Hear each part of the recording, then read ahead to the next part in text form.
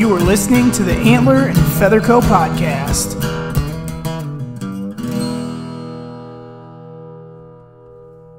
Hey guys, what's going on? It's Vince from Antler and Feather Co. and welcome back to the Antler and Feather Co. podcast, the podcast for new and adult onset hunters. Today's show is going to be a fun one. I met our guest at Total Archery Challenge this summer, and we'll get into that story later. That's an interesting one in itself. But I've kept in touch with him, and he's just an awesome guy. He just so happens to be the winner of the Knock-On Trident bow, if you guys remember that from a little while back. And he's got quite an interesting background. So we're also going to talk about the importance of 3D shoots like Total Archery Challenge in the off-season and how those can make you a better hunter. Right now, most of your 3D shoots are probably going to be over, but this can also be applied to setting up a 3D target kind of out in your yard. If you guys watch John Dudley, for instance, he's got his whole yard full. Not all of us are going to be quite that fortunate, but I have like a deer of my own, and you can set them up, practice from different angles, different distances, and that's really going to go a long way when you do get into the woods and into weird situations to help with your confidence to make shots that if you're not practicing, you're just not going to make. So we want to try to stress the importance of practicing during the season so you don't let any of that stuff that you practice over the summer slip. And that's kind of where we're heading. So let's get right into it. So please welcome to the show, Aaron Brendible. What's going on, Aaron? Hey, what's going on, Vince? It's good to be here. Appreciate it. How you been since the whole Total Archery Challenge? Oh, it's been good. It's been good. Just been crazy busy. It's been a busy summer. So it was like as soon as school ended, I had the 2 shoots at Total Archery Challenge booked in Michigan as well as Pennsylvania. And then as soon as those were over, we had a couple events just around the house. So it's just been nonstop all summer. Yeah. So it's been good. It's been good. Yeah. Yeah, not only that, and we'll talk more about it here in a bit, but Yeah. you've done quite a lot of work getting ready for the deer season too. Right, Doing exactly. food plots and all that stuff. Yeah. You make it look fun though. I have to admit, like you hear everyone, everyone wants to post. You got all your influencers, and I'm not talking crap about them. You guys do what you want to do. But they're out there and they're like, I'm on my blah, blah, blah brand tractor working hard, and they're all sweating and it looks miserable, and they're like, hard work. And then you're out there and it seems like you're just loving it. You're riding around on a side-by-side or four-wheeler and like with your wife and just having a blast preparing for something that you love. And it's just funny because it's like you see like a dude who's just really loving what he's doing and not trying to like put any spin on it. And I enjoy that because sometimes it gets a little, I don't care what you're using in the field. I don't, I know it's hard work, but anyway, so we'll, I'm going to say a prayer real quick and then we'll just hop into kind of, so people can kind of get to know you. And then we're going to talk about all kinds of really interesting, fun stuff that you've done. Yeah. Especially, like I said, especially the knock-on thing. I want to get to that because that's for sure. That's so like interesting and amazing in its own. But let's do it. Lord, I thank you for Jesus. I thank you for his sacrifice on the cross in our place. I know I kind of repeat this every week, but I want this to be known that he paid the debt that we could never pay.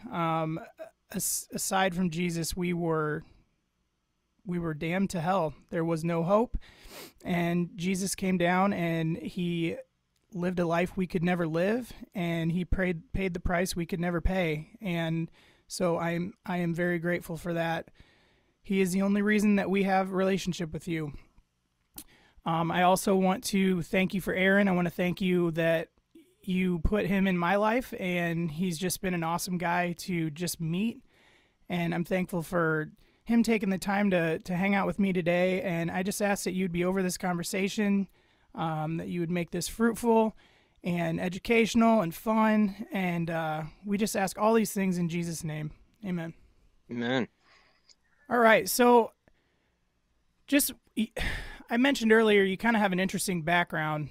Yeah. Kind of give people an idea of where you grew up and kind of where you've been throughout your life, and the different like types of things in hunting or fishing, whatever you've done, the different outdoors things you've been able to experience because of that background.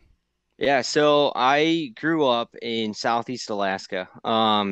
I was born in Ketchikan, Alaska, which most people recognize that name mostly because of a cruise they've taken through Alaska. That's usually the first or the last stop is in Ketchikan.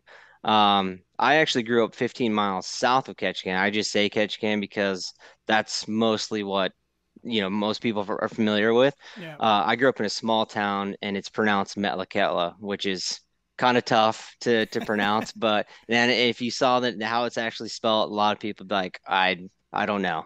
So, but yeah.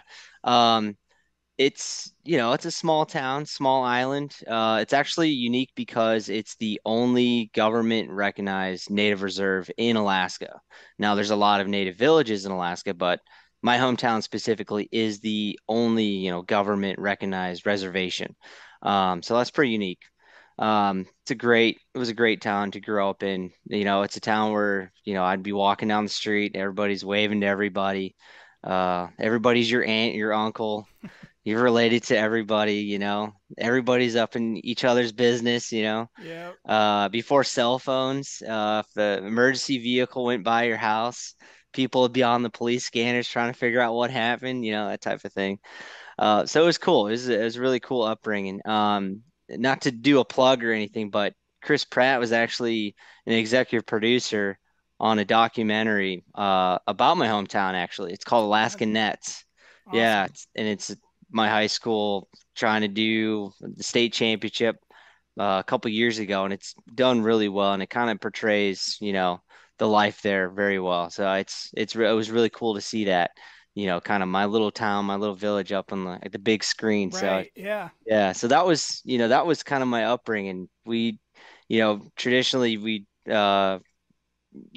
take buses from each high school for your sports, but for us it was by ferry or by plane just because of Really. how, yeah, so it was, a lot of unique stuff in that sense. Yeah. And the town is set right next to these giant mountain ranges, so you're immediately set foot right in the outdoors, fishing, camping, hiking, hunting. So I mean, I grew up mostly fishing. That was one thing my dad enjoyed. He loved his fishing. Yeah, we'd wake up 4 o'clock in the morning just to catch the change of tides, so we could start trolling for salmon or we go jigging for halibut. So that was primarily what I did growing up, is fishing or setting crab pots with him.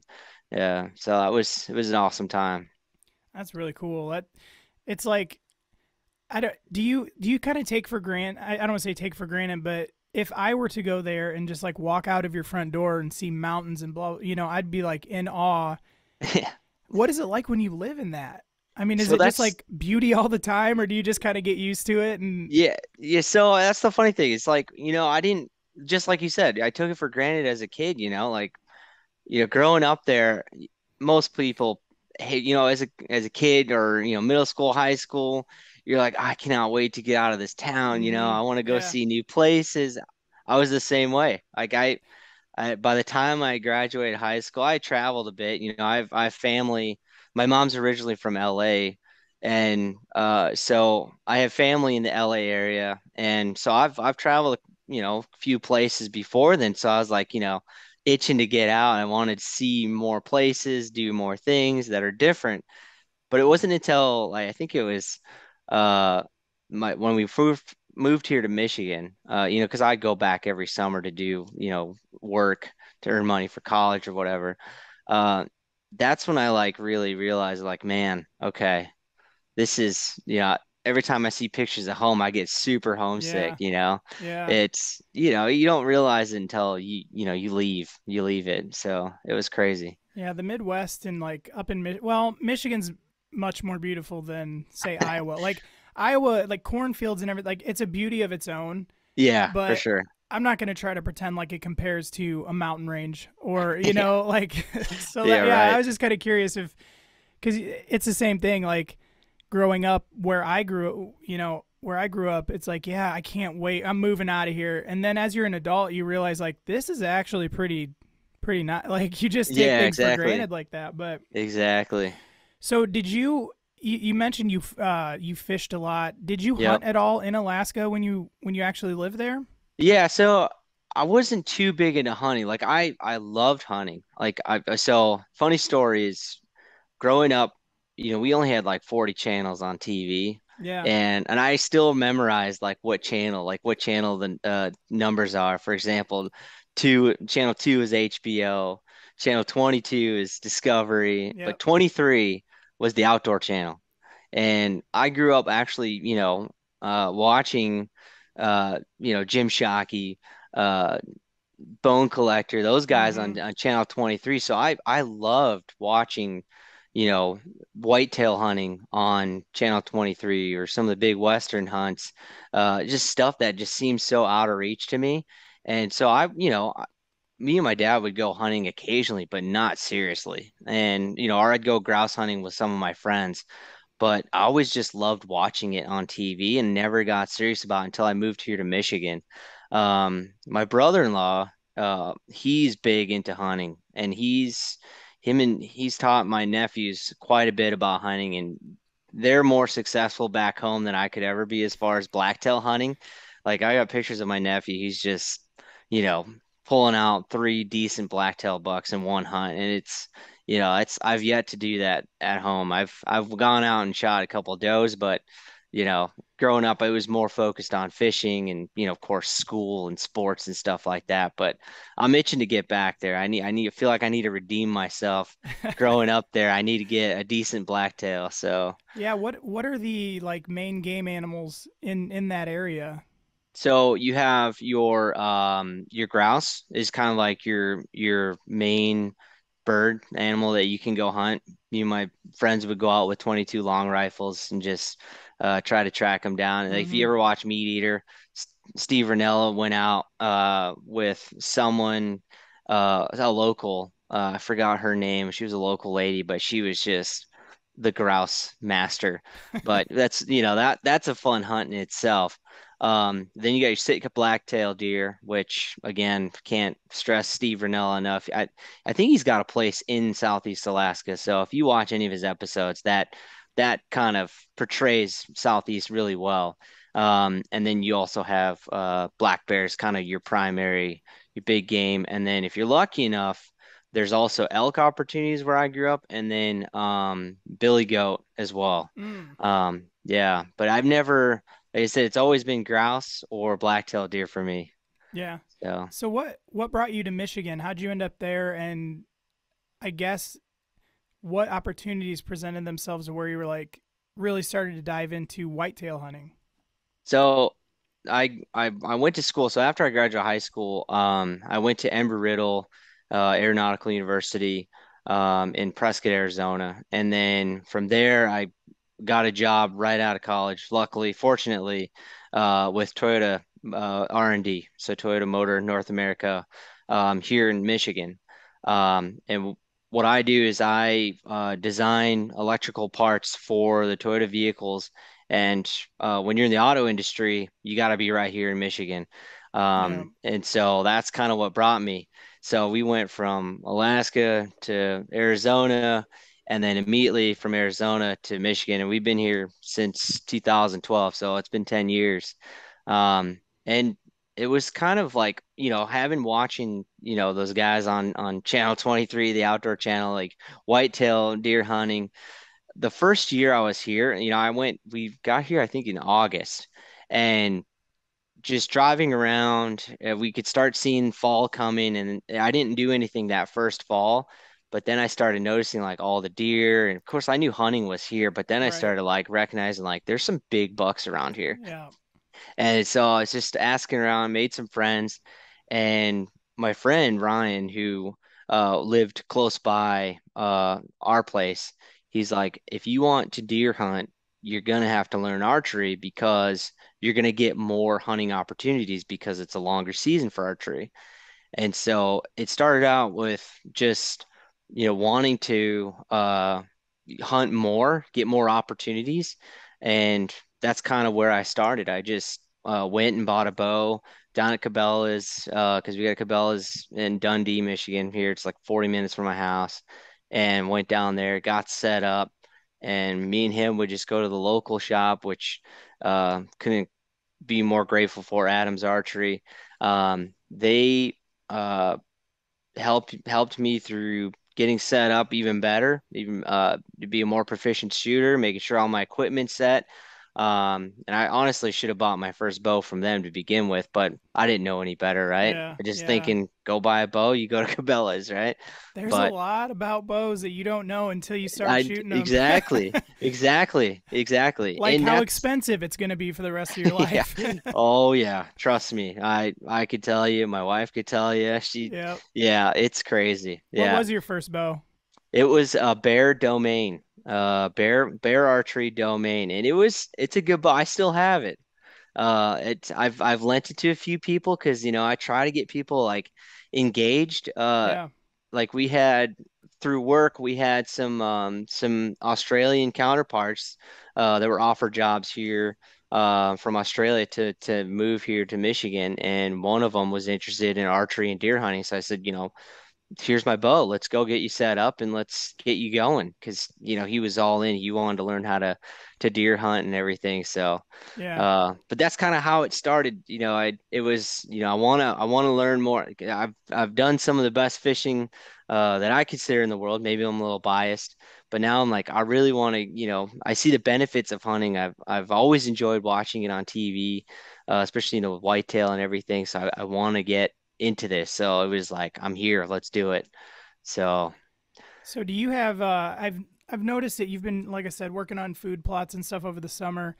Is that, do you have your own private land then, or are you leasing somewhere and working on it, or how's that situation? so how it started was, it's actually a funny story. Uh,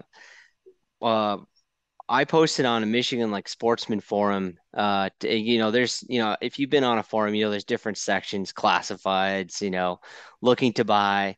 So on Michigan Sportsman Forum, there was like a section where, looking to lease land. And so I just posted, I'm like, you know, I want to lease property um, somewhere local so that way I can hunt before or after work.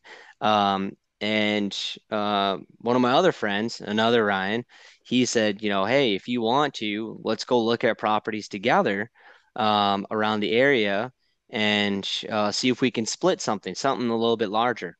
So we did that. We've actually become really good friends. He's been with me ever since I started my hunting journey here.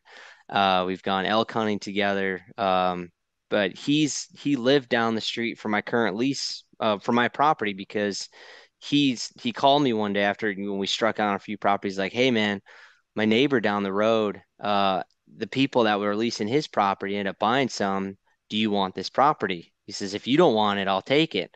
And I said, all right, I'll come look. That was more than enough. Like if he wants it, then I know it's a good Right. piece of property. Right. So I said, all right, if he's willing to give it up to me first, I'm all in. So we went and walked it, and I'll never forget. Like uh, there was a few times I went out hunting, it was public, and then also I rented a property for like a week. And that was a cool experience because I was like, I paid some money to go just have this giant 180-acre place just to myself for a week.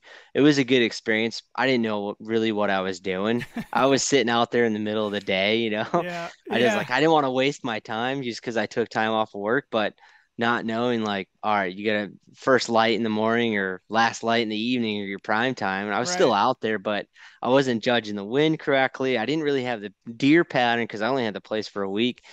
Um, but I'll never forget when I first walked this particular property, we were walking around and we were walking back to the trucks and we just bumped like six or so deer. And that was the closest I got to deer since like starting to hunt in Michigan. And I was like, oh man, I'm taking this place. No question. Like this is it. Yeah. So ever since then I've had like this little 80-acre parcel that I rent from my landowner, and he's been kind enough to kind of help me build up on this property. Because before there was no food plots, there was no really set trails. The people that had it before me had a stand or two and like a permanent blind. They weren't really moving a whole lot. So it's taken some work to get to where it's at, but we're reaping the rewards for it for sure. That's So awesome. yeah. Does it differ from, say, Iowa to Michigan? What do you plant in terms of food plots? What kind of stuff are you putting in there that your deer particularly like? So I've only planted, so this is probably bad, but I've only planted one type of seed, and it was a blend from frigid forage. And the only reason I started with that because the soil, I didn't take a soil sample right away. So I knew this seed blend was going to be good for, just overall any kind of ranges of, that your nitrogen, potassium, whatever your soil is, it has. And I had three separate spots that I wanted to plant. So I knew this seed blend would be good in all three of those spots, because overall it's a decent seed blend. So um, I've just kind of stuck with it because the deer seem to like it throughout the season. Like they'll browse through it early season, but as soon as the first frost hits, they just start smashing the brassica leaves like no other. Yeah. So it's like it's a seed blend from Frigid Forage called Big and Beastie, and Good it's deal. purple turnips, brassica, some clover in there. I forgot what else, but I've just kind of stuck with it. This year actually is the first year that I kind of branched out to a different brand. I still have one plot that has this Big and Beastie, seed blend. But this two other plots kind of have a different blend. So I'm kind of anxious to see, how that turns out. So I just been kind of sticking with what what I know and how well it worked. So Yeah. Have you been? yeah. Do you run a bunch of trail cameras? Like, do you know? Do you have history with any deer? Like, do you have a shooter buck in mind that you're going Oh after? Or are yeah. you kind of? Yeah, we actually the last couple of years, and I actually posted. Well, there was two deer in particular. Um, the first one I posted like a couple months ago when I first sprayed my food plots, and I kind of gave a little story of this deer I called Browse because he had these just gigantic brow tines, just massive, and he popped up on my trail cams, and so I was chasing him like all season long. He popped out at like 65 yards, broadside, right in the open field. Veterans Day that year, and I think it was like 2015 or so. And I'll never forget that because I had my bow in my hand. He's like not a care in the world, and he was standing there long enough to where I can like just watch him. Yeah. But I wasn't a proficient bow hunter at the time.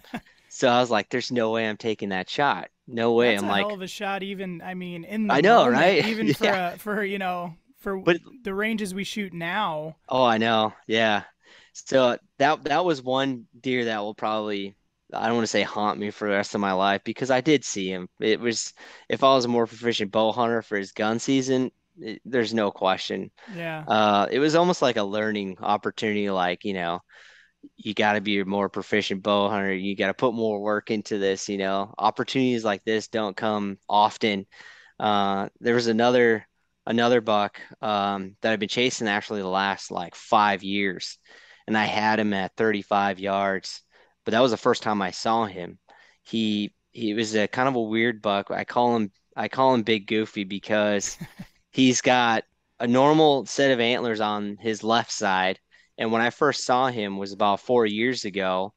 I rattled him in, but at the time he was 4 points on one side, and on the other side it was literally a spike with a crab claw at the end. Like it Really. just started splitting at the end, and I was like, "What the heck?" But then he just started blowing up, and I'll have to send you trail cam photos of him Yeah. later. But he's just been blowing up since then, and the closest I came to him was last year. I shot another 8 point, and as I'm watching, the 8 point I shot kind of take off, and I was sitting up in my stand waiting. He comes running by like 100 yards. He actually goes past my landowner's house, past my truck, Oh man. and yeah, and he like does a big circle, and I catch a trail cam photo of him like 50 yards behind me because he just did a big circle. And I was like, that was my number one target buck. But what can you do? Is he still kicking? Yeah, he's still, as far as I know, he's still kicking. I've got sheds from him. It.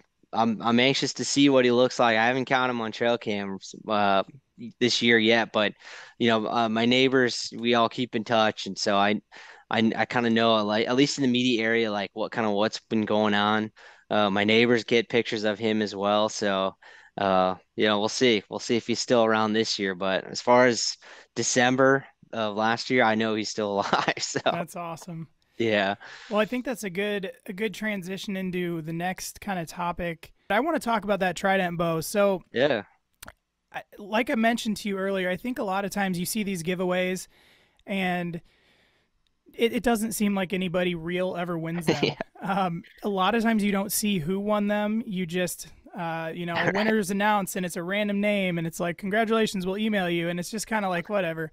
yeah, Probably one of the coolest giveaways I've ever seen in archery was this trident bow. yeah, And just the fact that, like, I remember watching that video way before I ever met you. yeah, And I'm like, what, somebody really won that. That's insane. yeah. But yeah, so kind of just talk about that. I believe it was what was it? They were selling tickets for, was it the Navy SEAL Foundation? Right. Yeah. It Yeah, was go ahead so. and take it away from there. Yeah, so same boat as you. When I saw the contest, it was through Instagram. Dudley posted, like, we're doing this raffle, and I'm like, that's a pretty sweet prize package. I'm like, the energy drinks alone, a year supply of that, like Yeah, that's awesome. I'm guilty. I love caffeine. I got my black rifle in the morning, and then I need my afternoon pickup. right. So same thing. I was like, nobody ever wins this stuff. So I just was like, you know what? I'm gonna buy tickets. Just it's for a good cause. So it was through Navy SEAL Foundation. Killcliff is founded by a retired Navy SEAL. And Dudley's got close ties with Killcliff and the Navy SEAL Foundation. He's got quite a few Navy SEAL friends. So no brainer for him to put in for this contest. So it was a raffle ticket type of situation that was randomly drawn. It was year supply kill cliff and the trident bow. And one-on-one experience with Dudley, which involved me going out to Iowa, hanging out with him for a few days, and he coached me on some pointers, things that I was kind of needing improving on. We built the bow together, and we just kind of hung out and shot. It was a good time. But yeah, same scenario or feeling as you. I'm like, no one's ever with us. I'll just happily donate the money. I think it was like a ticket was $20. Um, and if you bought I think $100, you get a sixth ticket for free or something like that, right? And I meant to do it like as soon as it was available, but work, life, whatever. Um, but then it was like the last evening of the contest, literally the last hour. The wife and I were watching TV and I was scrolling through my feed and Dudley had just posted like, hey, all right, last hour, get your tickets now. I literally like put the phone down, went and grabbed my wallet, signed up. I still have the receipt from like in my Yeah, email. I'm terrible with my personal email. Um, and I just bought six tickets. I just did the six for 100 or whatever. And I just kind of forgot about it. I'm like, there's no way I'm winning, not a chance. And we were on a road trip the following day to Virginia Beach to visit some family. And we made a stop and I went inside to go get some things, and then my wife and the kids were in the car, and I left my phone plugged into the car. Came back outside, and my wife's on her phone. She's like, "Oh yeah, no, here he is. You want to talk to him?" I'm like, "Yeah, who's calling you? right. Or who's calling for me on your phone?" Right. And so I grabbed the phone from her, and he's like, "Hey, Aaron, it's John from Knock On Archery." I'm like, "No, it's not. This is Yeah. this that." And he's like, "No, no, it is. I just wanted to call and let you know that you won." I'm like, "What?" I was freaking out, Oh yeah. and then it like clicked. I'm like, "Wait, why are you calling my wife, for me?" He's like, "Oh, well, luckily, you have an awesome wife who buys you things from my store. I just kind of put two and two together, Yeah. the last name, same address, and just reached out on to her phone for you, and so it worked. And sure enough, I look at my phone, I had like six missed calls from Dudley. That's awesome. Yeah, so it was a good time. Finding out like that way was pretty unique. So Yeah. it was awesome. But Did you when you went down there, I assume he did some form work with you. yes, yeah. How was your form to Dudley? Did he destroy you or were you pretty good? I think overall it's pretty good. There's a couple things that had to be worked on. It started out was I flew in. I mean, finding time, like for whatever reason, my schedule is normally open. But just what I had going on with work, as well as other stuff. And then plus, John's a busy guy, Right. like especially since he does, majority of the total archery challenges. He's got all sorts of things going on. So finding a good time frame for him and I was just crazy. But it was as soon as I landed, we just kind of hit the ground running. Went to his indoor archery range, and he's like, just shoot, just take your bow. I brought my personal bow with me, and I just started shooting on his range, and No he's like, don't, pressure. yeah, no pressure, just shoot, and I'll take some videos, take some pictures. If I get in close, don't be worried. I'm just gonna take some pictures so way I can point some things out to you. Literally, I think I did about 4 or 5 ends of, 4 arrows or whatever. I normally shoot 4 arrows. I don't know why four, but that's what I do. I just started doing that, and immediately he picked up on quite a few things that I was doing. Three things that he pointed out to me right away, which he talks about in all of his videos, was my front grip, my thumb wrapping on my thumb release, and my elbow, my rear elbow. Just I never had it pointed up. And he talks about that one muscle on your back, and just you want to drop that elbow to kind of help with that back tension. So those were the three main things he worked on with me. And I still think about that, when I'm shooting. As soon as I pull back, I could feel my elbow not all the way up. So I kind of like, I remember him tapping on my elbow to, say, keep that up. So Yeah. that was overall, it was definitely it was a lot of pressure. Yeah. But he's a super cool guy, down to earth. I mean, if you go to Total Archery Challenge when he's there, like, like he's one of the best out there. That was one thing that amazed me. I was fortunate enough to get to meet him. It was kind of it was kind of awkward because I was introduced to him probably 2 years ago from my buddy Tom, and he was the one of the guys that was with me when we met you. Yeah, yeah. And he's always been real big knock on, and I have some knock on stuff too. And obviously, I learned how to shoot a bow from Dudley online, Hmm. and we get there, and like I see Dudley, and I'm like, dude, we gotta go meet him. And like the other two guys in my group are kind of like, yeah, whatever. And I'm like fanboying out. I'm like, I gotta go meet this guy. Yeah, But yeah. it was it, not to like get all like just praise Dudley, but like it really is amazing to watch him out there, especially knowing he goes to like darn near all of them. Yeah, That dude is out there all day long, yeah. and I've never, he's a celebrity in my world, and it's like you just don't see people who have big names like that interacting with Right. everybody the way. I mean, he's out there videotaping people's shots to try to get him to hit the Sasquatch, Yeah, and just like it's you miss, and usually it's like all right next, but he's like stuck on that person until you hit that target. Like he exactly. just it was really cool to see like someone that you really look up to and see that they are just humble down to like truly down to earth, Yeah, and he just loves archery and wants everyone to love it as much as he does, and it's just so cool. So I was yeah, going to say, exactly. and as in terms of going and meeting him at his house, like of all people to be thrown in kind of an awkward situation, I bet it was at least nice because he seems like he's just so cool and like, hey, whatever, let's do this. Yeah, yeah. But Yeah, same. I mean, him and Sharon, like they, as well as the rest of the team there, at Knock on Archery, I met quite a few of them. Yeah, him and Sharon, yeah, they're great people. I mean, every time, after the whole the contest and everything, every time we see him at Total Archer Challenge, they love saying hi to the kids and Elizabeth, and it's like we pick up right where we left off.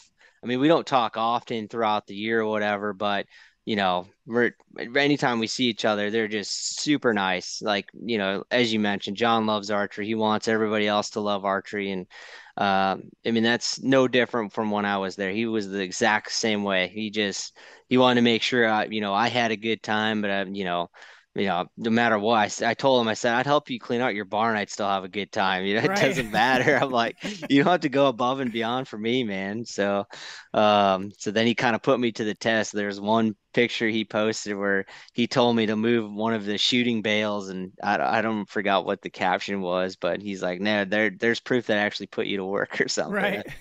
So he's a good guy. Yeah. Yeah, for But sure. So how did you get into 3D archery? Just so Adam's Archery, in my local shop. So my friends and I, when I first started getting into archery, it was like, all right, well, shoot paper, just so we get more proficient. And Adams Archery's got this pretty awesome outdoor trail system, 3D range, and we just started shooting that on a nice spring day or mornings of the summer, just like as a thing to do. And we'd place bets or, uh, just have a good time with it. And then once we started doing that outdoor range more and more, we started, stepping back when no one else was kind of in it's a small course, but we started stepping back further and taking like 60, 70-yard Mm-hmm. shots. So that's kind of how it got started. And I never did really any leagues until, Total Archery Challenge is kind of like what got me more interested in this whole 3D leagues and everything. And so that's kind of what got me started was like, there's these things where you can, sign up and you can shoot these awesome targets at different yardages. You have to guess the yardage. I'm like, why are we not doing this more often in the off season? Like this is such an important tool. Yeah. So that's kind of how I got started, and I've just been hooked ever since. Especially with Total Archery Challenge, because when I first started shooting, it wasn't quite a thing yet. But once it, started getting more popular, I started signing up as much as I could. So, Yeah, we luckily got in last year. So last year was my first time shooting, and okay. I didn't realize how big Total Archery Challenge was. And my buddy's like, "You need to give me all of this information because I have to have it right now." And I'm like, "Just if we sign up tomorrow." I didn't Oh yeah. realize like that Yeah. event you got to sign up now. Yeah. But no, it was so much fun, and we've shot 3D courses through woods and stuff like around where I'm at too. But Total Archery Challenge is a whole different beast, and Yeah. like I mean, it's almost to the point like I'm not in bad shape, but I was not expecting just the physical Oh element yeah. of, Yeah. shooting that knock on course. It was just like shoot straight up 60 yards, go get your arrow, come back down, shoot straight. It was quite a hike. Yeah. But yeah, I don't want to get kicked out next year or banned, so I'm like, I don't know if I should tell the story of how we met you, but Yeah. No, I wouldn't so worry about that. I'm I sure think we aren't the only ones. right? I think well, I just don't want to get that one kid fired. Yeah. Well, But we don't know his name, so he's safe. no, I really honestly don't even know how my buddy Tyler, I think, was the one that met you and kind of set Yeah. the situation up. And I just remember we were because of how hard it is to get into that event, we didn't really know what to sign up for, and we weren't sure about days off, so we only signed up for the one course. Yeah. And once we got there, we were kind of like, shoot, like I would have really liked to shoot at least two courses or something. Yeah, definitely. And we had signed up for like 1 o'clock on Saturday, and that was our only day to shoot. And Tyler like pops up, he's like, "Hey, I just talked to a guy over by the knock on thing. We're gonna shoot with him at 8 in the morning." I'm like, "What?" And like he kind of made it seem like I'm like, "What? Who from knock on did you talk to?" And like it was kind of funny, guys, because we show up, and I was telling my buddy Tom, I'm like, I wonder if this guy like is he like part of like does he work for the event or like who? So we're like I don't know how this is gonna work. And we show up, and then Aaron's like, "Oh, you guys are gonna try?" And we're like, "What do you mean we're gonna try?" Like I thought we had a hookup. And so Oh we're sitting man. there, and everyone starts kind of piling in for the 8 o'clock thing by the ski lift, and we're watching the guy that checks your little bracelet Yeah. thing on the bow, and he's checking hard. Yeah. Knock on course 8 a.m. and ours is knock on course 1 p.m. We're like, dude, Yeah. this is. So I remember I look at Tom and I'm like, we're gonna let Tyler go first, and if he gets denied, we're just gonna walk away. And he like walks up, and the guy like looks at it and looks at him, and just goes, "All right." And then so then we like walk up and he like looks at mine and he's like, yours is yours is one. And Tyler's like, oh, he's with us. He's with this crew. And I don't know if just the way he worded it or whatever, the guy's like, go ahead. All right. Yeah. Yeah. Mind And you, we're there's just like 50 to 100 people behind yeah, us. yeah, Yeah. there's a ton of people and like that Yeah. probably legitimately had the time. So, but yeah, it was like one of those I was just I'm not going to be the guy that gets caught. We're going to Yeah. send Tyler first, but it ended Yeah. up working out and Yeah. we ended up shooting that course and like I said, the hike element of it was just like I'm glad some of the people that I see out there shooting, man, I don't know how they got through it. I don't Yeah. know. I mean, you see some guys that look like they're up in their 60s, and I'm like, I hope to Yeah. God when I'm 60, I can still do this. Like, that's because Exactly. I'm still huffing and puffing, and I'm not in that Yeah. bad of shape. Oh man. Yeah. Tell me. But yeah, it was awesome. I ended up, I don't know, did you lose any arrows? Have you ever lost arrows?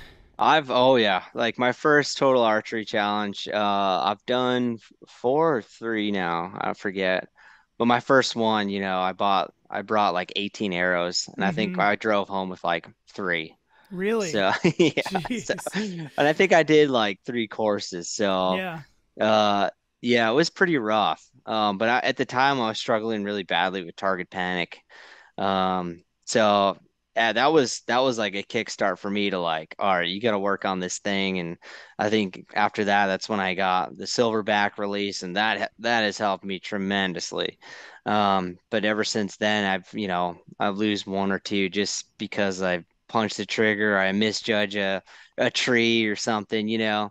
So overall, I do okay now. Yeah, that's one of the So biggest prep things when you're like, all right, it's your first total archery challenge. How many arrows? That's always the first yeah, question. I know. And Yeah, I brought 12, and I was like, Tom, I hope to God I come home with one.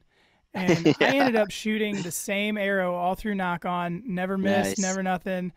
And we get like 3/4 of the way through the RMEF course. Yeah, And I just punched a trigger just a little bit. It was just one of those, you've been hiking all day, you're tired, yeah. nothing's really settling for you. And I punched it and sent it right through the front leg of an elk, and it hit the Oh, the the rebar up, upright. yeah, Yeah. and smashed the arrow, and then it went downhill from there. Like Oh, that totally just like the rest of that course, I did horrible. I started taking weight off my stabilizer. I started like oh man, messing around because I was just like, why nothing is down the hitting where rabbit I'm. hole. Yeah. Oh, it was bad.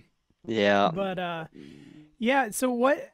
I really just to try to give a little bit of an educational piece for newer guys who may not really understand 3D or have not had the opportunity to do it. Yeah. Talk to some of the benefits that you have found that translate over into your actual hunting career. Yeah. So definitely.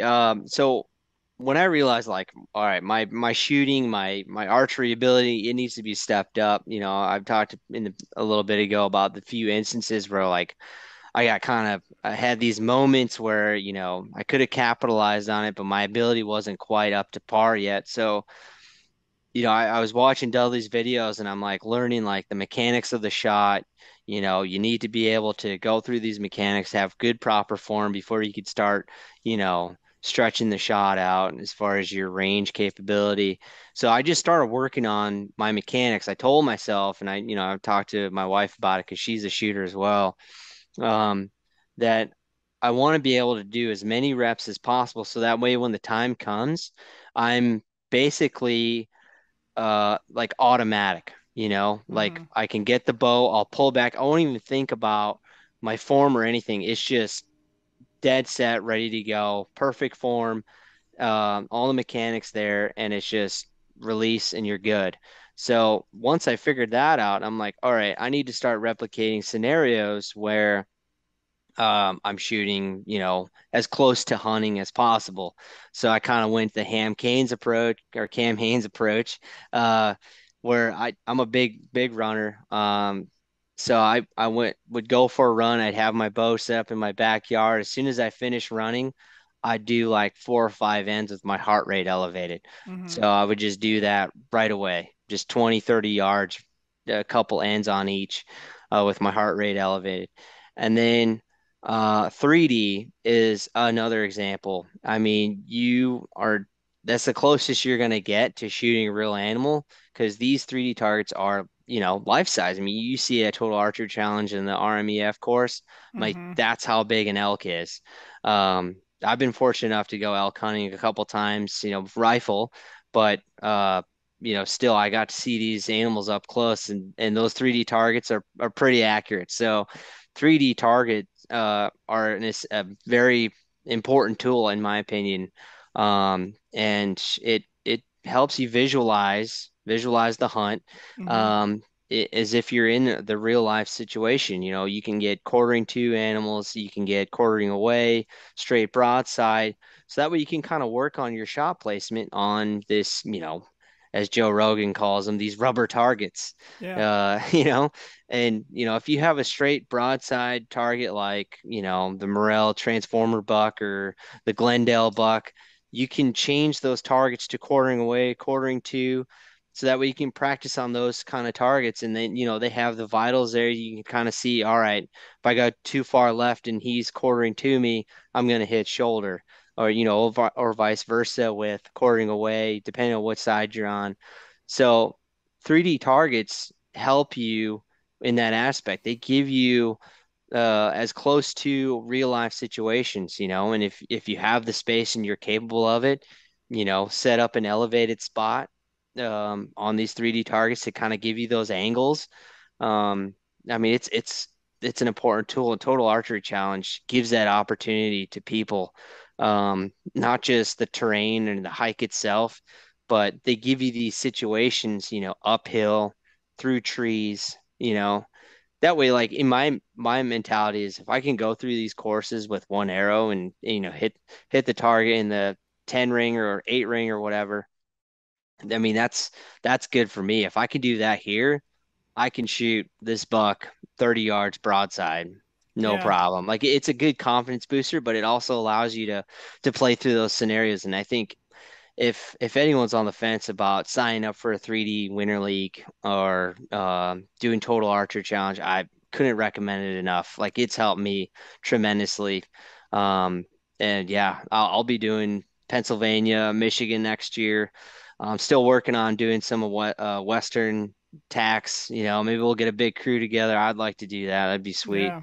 So just to do it Yeah. more often. Yeah. That's one thing about it. It's over way too quick, It is, when you yeah. do go. But yeah, I think two of the big benefits I notice with shooting an actual 3D event, it is great practice to shoot a 3D target at your house. Because like you said, I remember my first time in the deer woods, and when all you practice on is just a bag target or whatever, you really don't especially as a new hunter, you really don't understand your shot placement has to change when that deer is not broadside. And if you're in a tree, that's not broadside either. Yeah. You're still shooting downward. You're not going to get a broadside shot. So it's really important to be able to visualize and understand where vitals are in different scenarios. So that's kind of one of the things you mentioned that I find really valuable, but also Total Archery Challenge specifically puts you in situations where, and I don't mean this in a bad way, but sometimes they make you take shots that are not ethical shots in real life situations. Like you're shooting through like the V of a tree that's like this at like Yeah, 60 yards, right. and Yeah. or like all you can see is like the 12 ring on the target and that's it. Like I Yeah. remember there was the one specifically in Michigan where it's like it took me 10 minutes to just find the target at like Yeah. 40 yards, and Yeah, I know. but Yeah. that goes to the confidence part of it is when you are able to make those shots happen. And there is a little element too, like nothing's going to replace like that buck fever when the animal walks out and you're shaking. But when you're around a bunch of guys trying to shoot, you're nervous. Oh Whether yeah. it's your friends Yeah. or not, you're nervous. So it adds a little bit of that heart rate element and things like that. Yeah. But if you're able to place shots in these situations where realistically you wouldn't take this shot on a real animal, All right. but knowing that you could and proving to yourself that you can make these really difficult shots, it just ups your confidence once you get in the woods in a more realistic, like it's realistic, but a more realistic ethical shot situation where maybe all you've got to worry about is getting the shot angle right and things like that. You're not shooting through, a 2-inch gap of trees. Right. I notice for me that it's really up to my confidence in a real hunting situation. Right. And like I And said, it's hard to replicate shooting nervous. yeah, And so yeah. anytime, like you said, go do a run, go sprint, come back in, shoot your bow, shoot around people who are watching you. Yeah, And a yeah. lot of times they're talking shit to you. Yeah, yeah, right. It really, it's small things like that. It's a ton of fun, but it really helps you learn how to perform in a stressful situation. Yeah. And there's not many situations more stressful than that final moment when the real thing steps out in front of you. Yeah. Yeah. I mean, it's that the first two shots at tack are the jitters from that are no joke. I get Right. them, and no matter how many tacks I've done, my first course, the first two shots, complete garbage. I always have to take a mulligan. I always have to do another arrow just because. And normally I'm like, as soon as the shot breaks, I know it's a garbage shot.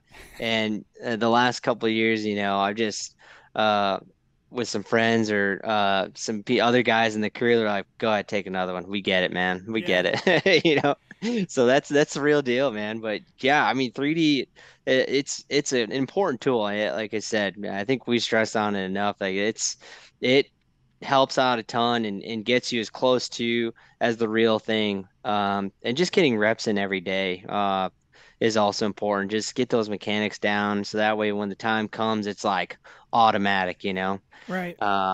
Yeah, it's awesome. Archery's tricky. It's a humbling hobby sport. One day you think you're the best, in your own backyard, and the next day you're all over the place. You Yeah, you know? start. What happened to my rest over the night? Like I was shooting Yeah, perfect, you know. start yelling at the kids. Did you guys Yeah. touch my bow?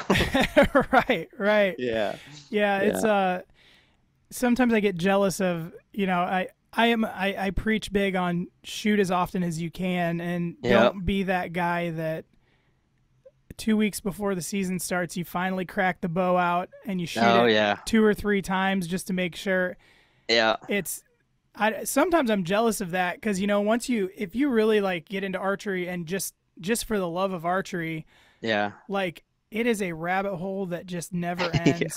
Like, Oh yeah, and it's full of like you said, ups and downs. One day you're John Dudley Jr. The next day you're like there's no explanation for why you're shooting as bad as you are. And now yeah, you're yeah, videotaping yourself and yeah, I have learned from experience, don't touch your bow. I've said this before. When yeah. that day comes where it's an off day, the first thing you want to do is start cranking on your sight, Starting. start Yeah, moving. Don't do that. It's yeah, you. You might not realize it, but it's yeah. you. You're the problem. You 100%. you Yeah, didn't drop your bow. Nothing's wrong with it. yeah, Like, yeah. but Exactly, exactly. but yeah, It's guys, make sure you're doing everything you can to just make yourself a better hunter and 3D archery. It's a lot of fun and it goes a really long way in terms of making you a better archer for yeah, when that time does happen. So, definitely. well, hey Yeah. man, I appreciate you coming on here. Thanks for Let having me, everyone man. know you have a cool Instagram page, and Yeah. I enjoy following along. So let everybody know Yeah. where they can find you on Instagram. So on Instagram, it's just AJ Brendable, at AJ Brendable. It's a page where I kind of post some hunting stories. I'll kind of follow along my progress through the whitetail season. If I'm lucky enough, I have elk hunts going on. Just general family stuff. That's where I post all my good stuff there. Yeah, I try to highlight. I like that highlight feature because I can like save all my stories and everything into one place and just kind of go back through them and watch all those. My right. kids like watching whenever they get my phone. They like watching it as like a little movie. So yeah, that's where I keep all my stuff. And yeah, whitetail season's approaching, getting some practice in.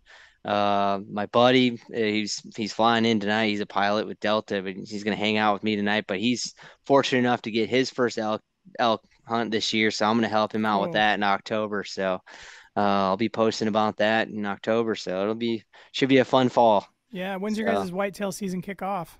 October 1st. So Same archery here. goes, yeah, October 1st through November 14th is archery. And then November 15th through the end of or December 1st is the gun season here in Hmm. Michigan. That's a pretty big holiday here in Michigan is Yeah. opening day of gun season. Yeah. Yeah, I've heard rumors of I think GM and Ford let their employees off that day just Oh, for the really? yeah, allegedly. I don't know. I can't verify that, So but where I that's just where the I'm rumor. at, we I'm work at John Deere, and our contract with the company, it talks about sick days that we've negotiated, and it specifically says that they are not for opening day of deer season, not for the Super Bowl. But I was like, Oh man, that's so Midwestern. Like you that gotta, like, is in yeah, a contract for employment, they gotta say you cannot use your sick day for deer season. I'm like, right. I Yeah, beg to differ. I'll be sick that day. yep, But yep, yep. yeah, man, thanks for coming on here. Hey guys, I appreciate you guys all tuning in here. Like I say every week, I do appreciate every single one of you guys. I enjoy doing this podcast, and if you guys are finding value from it, then I'm going to keep on doing it. Make sure you're following along on Instagram. That's at Antler Feather Co. We're also on YouTube. That's Antler and Feather Co. All one word with the and sign. Don't put any spaces in there, because then you're going to get some weird other things. So make sure you do Antler and Feather Co. one word. And hey, wherever you're at listening to this podcast, if you could, give it a 5-star rating, leave a good review. Make sure you're following and subscribing so you don't miss any of the great stuff we got coming out every single week. And yeah, I just appreciate you guys, and we will catch up with you on the next one. This is the Antler and Feather Co. podcast.